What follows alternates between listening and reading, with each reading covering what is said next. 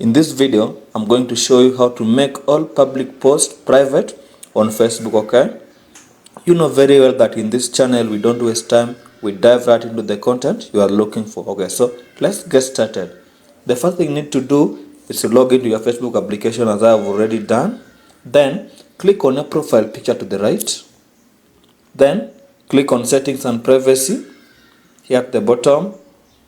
Settings and privacy. Then click on settings.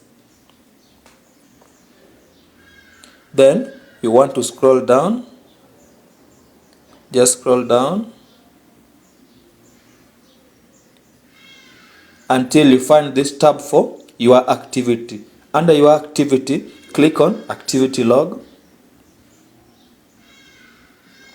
Then tap on public posts. Give it some time to load.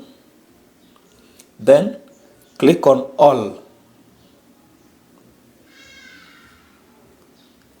After clicking on all, because you want to make all public posts private, then click on the three dots to the right at the bottom. Then click on change audience.